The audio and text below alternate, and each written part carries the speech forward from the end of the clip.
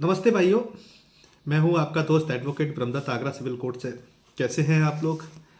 आज हम बात करने वाले हैं कि अगर आपकी पत्नी ने आपके खिलाफ में कोई झूठा मुकदमा या तंग करने वाला मुकदमा अगर दाखिल किया है तो आप उसमें कंपनसेशन कॉस्ट कैसे लगवा सकते हैं, उस मुकदमे को खारिज कैसे करा सकते हैं। अगर आप लोग मेरे चैनल पर नए हैं तो आप लोगों से रिक्वेस्ट है कि चैनल को ज़्यादा से ज़्यादा सब्सक्राइब कर लें और लोगों तक ये जानकारियाँ पहुँचाएं, क्योंकि अतुल सुभाष की तरह ना कोई लोग इन मुकदमों की पेशबंदी से मरने को मजबूर ना हो जाए। और मेरा हमेशा ये प्रयास रहा है कि आप लोगों तक जो कानूनी जानकारियाँ हैं उनको पहुँचाने का मैंने हमेशा प्रयास किया है और आप लोगों ने भी मेरा काफ़ी समर्थन किया है। अगर आप लोग चैनल पे हमारे सदस्यता लेना चाहते हैं तो आप लोग हमारे YouTube चैनल पे जाइए, उसमें एक ज्वाइन बटन आपको क्लिक करने को मिलेगा, उससे आप अपनी सदस्यता ले सकते हैं अगर आप हमसे लॉन्ग टर्म के लिए जुड़ना चाहते हैं तो। दूसरा यह है कि हाल में एक ट्रेंड चल रहा है कि अतुल सुभाष ने सुसाइड कर लिया। देखो, मेरा सिंपल सा फंडा है और मेरा सिंपल सा मानना है कि अगर आप लड़ोगे तो फायर कहलाओगे और मर गए तो कायर कहलाओगे। सिंपल सी बात है। ये जो मुकदमे हैं कोई ऐसे संगीन मुकदमे नहीं हैं। हाँ, इनमें आपको थोड़ा सा परेशानी आ सकती है, थोड़ी मानसिक परेशानी आ सकती है, आर्थिक परेशानी आ सकती है, लेकिन आपको लड़ना पड़ेगा।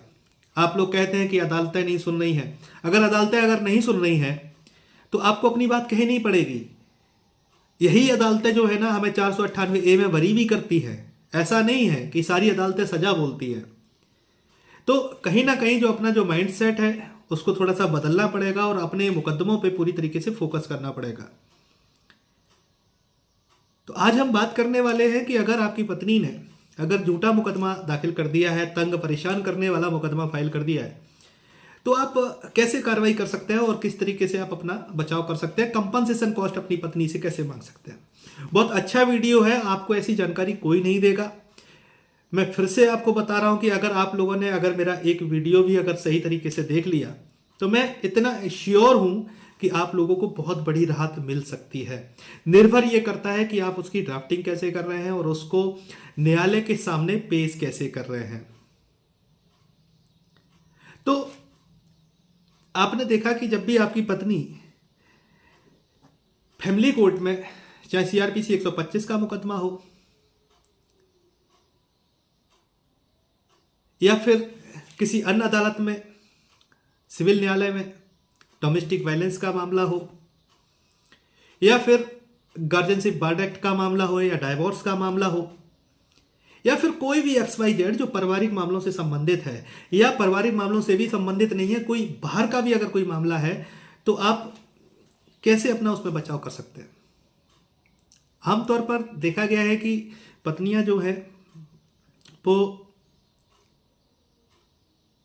दहेज प्रताड़ना का मामला बना देती है। कारण कुछ भी रहा हो उससे कोई फर्क नहीं पड़ता, लेकिन मामला जो है ना दहेज प्रताड़ना का ही बना दिया जाता है।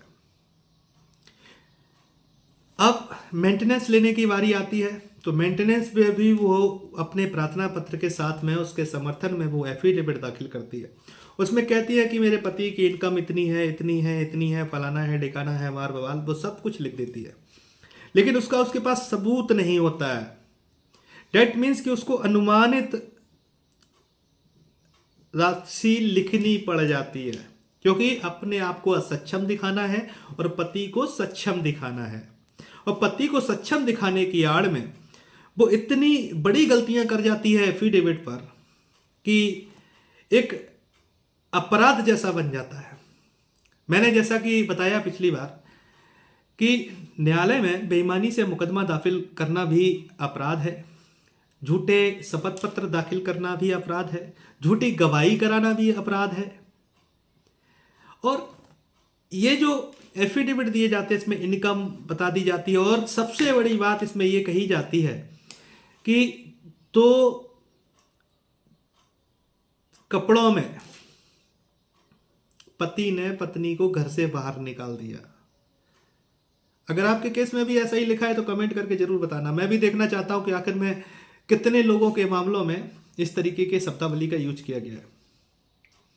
आपको पता है कि आपके खिलाफ में ये जो आरोप लगाए गए हैं पूरी तरीके से गलत लगाए गए हैं।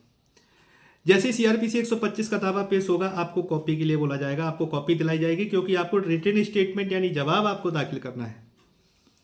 लेकिन हम लोग क्या करते हैं, हम लोग जवाब जो है ना वो सिंपल तरीके से लिख देते हैं। हम लोग उसमें अपने साथ जो घटना हुई हैं उनके बारे में उनका जिक्र नहीं करते हैं, और ये नहीं दिखाने की कोशिश करते कि आखिर में क्यों रही। और आमतौर पर देखा हो ना, अदालतें क्या करती हैं कि पति का जो जवाब होता है ना, उसके तो कुछ ही जो तथ्य होते हैं वही अपने आदेश में दिखाती है, ताकि कि आदेश सही तरीके से बन सके। पूरे तथ्यों को नहीं लेती है वो। और आपको पता है कि आपकी पत्नी ने आपके खिलाफ में झूठे स्टेटमेंट दिए हैं, झूठा दावा पेश किया है। तो मैं आपको बता दूं कि जो फैमिली कोर्ट जो है वो एक सिविल न्यायालय की तरह काम करती है। और सीआरपीसी 125 का जो पूरा चैप्टर है, 125 से लेकर 128 तक, सीआरपीसी का चैप्टर 9 जो है वो पूरी की पूरी तरीके से सिविल प्रक्रिया है। क्योंकि यहाँ पे जो पैसे का लेन देन है, क्योंकि यहाँ डिमांड करी जा रही है पैसे की, भरण पोषण राशि की डिमांड की जा रही है, और जहाँ राशि की डिमांड की बात आ जाती है तो यहाँ पूरी तरीके से सिविल प्रोसीजर कोड पे बात चल जाती है। चलो ठीक है, यानी कि ये जो पूरा का पूरा जो मामला है सीआरपीसी का चैप्टर 9 है, ये पूरी तरीके से सीपीसी पर ही चलेगा। क्योंकि इसमें धनी अनुतोष की मांग की जा रही है। प्रोसीडिंग इसकी क्रिमिनल हो सकती है, प्रोसीडिंग जो है वो क्रिमिनल हो सकती है, लेकिन जो इसमें जो रिलीफ है वो सिविल नेचर का है। इसलिए फैमिली कोर्ट में इस केस की सुनवाई की जाती है, क्योंकि फैमिली कोर्ट स्वयं में एक सिविल न्यायालय की तरह काम करती है। और कई सारे आदेशों में आपने देखा होगा कि अदालतों में लिखा है कि सिविल प्रवृत्ति का ये केस है, इसलिए इसमें इस तरीके की चीजें कही जाती है। जब सिविल प्रवृत्ति का केस है और मॉनेटरी रिलीफ इसमें मांगा गया है, धनी अनुतोष इसमें जब मांगा गया है, और आपको लगता है कि आपकी पत्नी ने आपके खिलाफ में झूठा दावा पेश किया है, तंग परेशान करने वाला दावा पेश किया है, तो आप सीपीसी का यूज कर सकते हैं उस दावा को निरस्त कराने के लिए। आमतौर पर कई मामलों में देखा गया है कि पति पत्नी का डाइवोर्स हो गया और पत्नी को काफी दिनों बाद याद आता है, वो क्या करती है, सीआरपीसी 125 का केस फाइल कर देती है कि सर ये परमानेंट एलिमनी जो मुझे मिली थी ये कम पड़ गई है और हमें भरण पोषण की आवश्यकता है, मैंने कोई दूसरी शादी नहीं की है तलाक के बाद। तो अदालत क्या करती है कि एक मेंटेनेंस तय कर देती है। तो यहाँ पे जो पुरुष है ना वो सेफ नहीं है, ना उसकी दूसरी शादी सेफ है। फिर ऐसे तलाक का क्या मतलब हुआ? क्योंकि ये जो बात मैं बोल रहा हूं ना, सीआरपीसी 125 में पत्नी को परिभाषित किया गया है कि पत्नी के अंदर वो पत्नी भी आती है जिनका तलाक हो गया हो लेकिन दूसरी शादी ना की हो। अब ऐसी स्थिति में मेंटेनेंस मांगा जा रहा है, दैट मीन्स कि तंग और परेशान करने वाला दावा पेश किया गया है। हालांकि राइट्स है, लेकिन तंग और परेशान करने वाला दावा पेश किया गया है। तो आप क्या कर सकते हैं कि सीपीसी का यूज करते हुए, सीपीसी 35A का यूज करते हुए आप कंपलसरी कॉस्ट मांग सकते हैं, उससे कंपनसेशन मांग सकते हैं। ये जो राशि जो है ना 1000 रुपए से लेकर 3000 रुपए तक की हो सकती है। अगर आप डैमेज क्लेम कंपनसेशन अगर डालते हैं तो ये जो राशि है उसमें समायोजित की जाएगी। क्योंकि 35A जो सीपीसी है वो केवल इसीलिए है अगर कोई भी पक्षकार यदि तंग व परेशान करने वाला दावा न्यायालय में अगर प्रस्तुत करता है तो न्यायालय की जिम्मेदारी बनती है कि 35A ऑफ सीपीसी के तहत में उस पर एक कंपलसरी कॉस्ट लगाया जाए और उस दावे को निरस्त किया जाए। क्योंकि ऐसी जानकारियां लोग बताते नहीं है।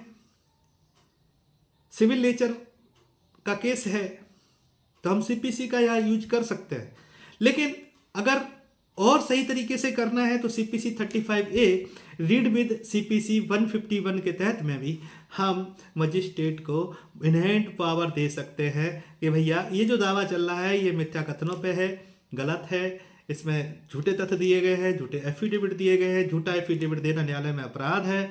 इस तरीके से इसने इस तरीके से न्यायालय में अपराध किया हुआ है, इसलिए सीपीसी के तहत में 35A के तहत में कंपलसरी कॉस्ट लगाते हुए दावे को खारिज किया जाए। इस तरीके की आपको एप्लीकेशन है मूव करनी पड़ेंगी अदालतों में। लेकिन इसके लिए आपके पास में पुख्ता प्रमाण होना चाहिए कि आपको तंग व परेशान किया गया है, नहीं किया गया। जो दावा पेश किया गया है वो तंग परेशान करने के लिए किया गया है, नहीं किया गया है। ऐसी बहुत सारी ऐसी चीज़ें हैं जो हम आप लोगों को बताना चाहते हैं। लेकिन अगर हमें सपोर्ट करेंगे, हमारे चैनल को लाइक करेंगे, सब्सक्राइब करेंगे, शेयर करेंगे, तो मालूम है बहुत सारे लोगों की जान बचाई जा सकती है। लोग कहते हैं कि पुरुषों के लिए कानून नहीं है। मैं मानता हूं कि सामने से देखा जाए तो कोई कानून नहीं है, लेकिन जो कानून बने हुए हैं ना, उन्हीं में ही अपना बचाव ढूंढना है। अगर कोई थाने में अगर कोई कंप्लेंट अगर चार लाइनों की अगर दे दी जाती है एक पन्ने में, तो वो 4 लाइनें जो है ना वही सुप्रीम कोर्ट तक चलती हैं, उसी पे पूरा मुकदमा चलता है, उसी पे पूरी चार्जशीट बनती है, उसी पे ट्रायल होता है, उसी पे सजा होती है, उसी पे बरी किए जाता है। तो जो मुकदमा दाखिल करता है ना उसके पास सिर्फ एक मौका होता है, लेकिन जो डिफेंस करता है ना उसके पास 1000 मौके होते हैं। इसलिए ईमानदारी से अपना केस लड़ो और अपने केस में अपना बचाव करो। बाकी का अगर आप लोग कंसल्टेशन अगर लेना चाहते हैं तो कंसल्टेशन फीस मैंने 15 मिनट के लिए 500 रुपये मैंने रखी हुई है। अगर केस स्टडी अगर आप कराना चाहते हैं, आपको देखना है कि आपके केस पे कैसे प्रोसीडिंग चल रही है, किस तरीके से क्या है, तो उसका मैंने 2000 रुपये प्रति केस के हिसाब से रखा हुआ है। और ये हमारे नंबर पर आप हमें व्हाट्सअप कर सकते हैं। अगर पेमेंट करना है तो इसी नंबर पर आप UPI कर सकते हैं। और अगर किसी तरीके की कोई जानकारी चाहिए हो तो आप लोग हमें कमेंट बॉक्स पे बता दें।